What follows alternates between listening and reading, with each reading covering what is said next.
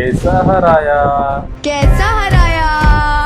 Hello guys, ఈ madam మీకు గుర్తుండే ఉంటారు కదా, ఏఐఎంఐఎం పార్టీ నుంచి ముమ్రాలో కార్పొరేట్ గా పోటీ చేసి గెలిచిన వ్యక్తి. వీడి పేరు సహర్ షేక్. గెలిచిన వెంటనే బహిరంగంగా ఒక సభ పెట్టి ఎంత యాంటీ రిలీజియన్ గా స్టేట్మెంట్స్ ఇచ్చారో అందరూ చూసాం. ముమ్రాన్ మొత్తం గ్రీన్ కలర్ గా మార్చేస్తా, ఇక్కడ ఉన్న హిందువులందరినీ తరిమి కొడదాం అనే స్టేట్మెంట్స్ చేసిన వ్యక్తి వీడు. ఇప్పుడు ట్విస్ట్ ఏంటంటే ప్రెసెంట్ ఈవిడ అబ్స్కౌండ్ లో ఉన్నారు. ఏంట్రా ఎందుకు ఈవిడ అబ్స్కౌండ్ లో ఉన్నారు, అసలు మ్యాటర్ ఏమైంది అంటే, సిద్దికి అహ్మద్ అనే వ్యక్తి ఫేక్ ఓబీసీ సర్టిఫికేట్ పెట్టి మున్సిపల్ ఎలక్షన్స్ లో పార్టిసిపేట్ చేశారని చెప్పేసి కేసు వేశారనమాట.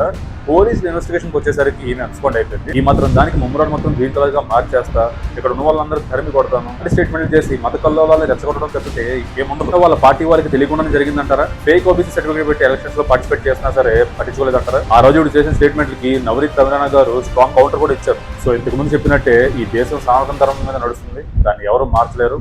సో ఈ ఎంటైర్ ఇష్యూ మీద మీరేమనుకుంటున్నారో కింద కామెంట్స్ అందించండి. ఈ సహర్ షేక్ అనే వ్యక్తి చేసిన పని మీద మీ ఒపీనియన్ ఏంటో కూడా కింద కామెంట్స్ అందించండి. అండ్ వెళ్తూ సబ్స్క్రైబ్ చేసుకొని ఫాలో చేసుకోవడం మర్చిపోకండి. జై హింద్, జై శ్రీరామ్.